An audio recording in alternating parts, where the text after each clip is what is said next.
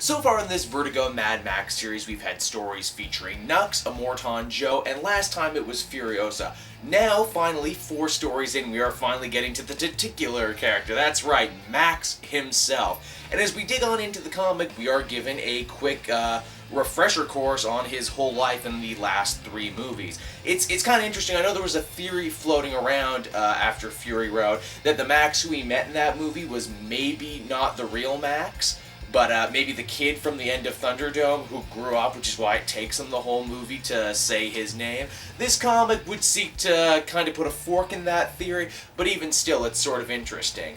Another interesting thing we find out about this is that the guy telling this story, the dude covered in words, the Wordburger, the great storyteller, is that he's telling this after the events of Fury Road. So this story takes place just slightly before that, just slightly before Max gets captured.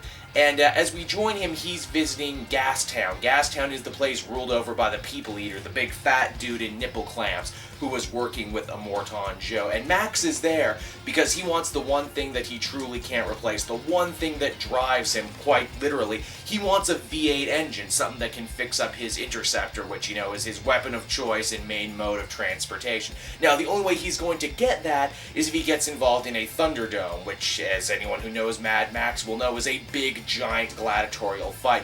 No weapons allowed, but of course there's a gang of raiders who are willing to cheat. A bunch of scavengers who have big spiky metal armor. It's a big, hard fight, really, really brutal stuff, and Max only wins because a woman in the crowd ends up helping him with a flare, which he uses to dispatch one of the bad guys. Now, as is so often the case in Mad Max, this is now going to turn into a blood feud, and those guys attack Max later that night while he's trying to install his V8 engine.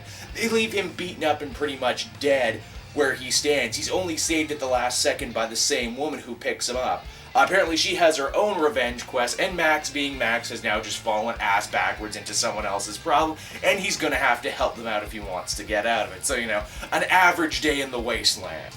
So as followers of my reviews will know, I've been loving these Mad Max tie-in comics, and this issue especially, Mad Max Fury Road, Mad Max #1, really highlights to me, why hasn't Mad Max had more comics? I mean, seriously, if this was a monthly thing, I would totally read a Mad Max title. I wonder if these series of tie-ins, if they get enough readership and sell enough, if they'll do it. It's just really cool to see Mad Max kind of find himself in these situations and have to fight his way out of it. It's so very true to the themes of the movie. And I like this idea that they're building this world even more so, and how important car parts are, and why car parts are sacred to people, because you need them. They're your only way to get around, and people are willing to fight and die for something we take for granted. The art in this one was great, the action was top-notch. I really loved the hell out of this one. I give this one another 9. This was good stuff, and I can't wait for the second part, because this is the first one that's actually a 2-parter, so be sure to keep your eyes peeled to the channel for that one when it comes back.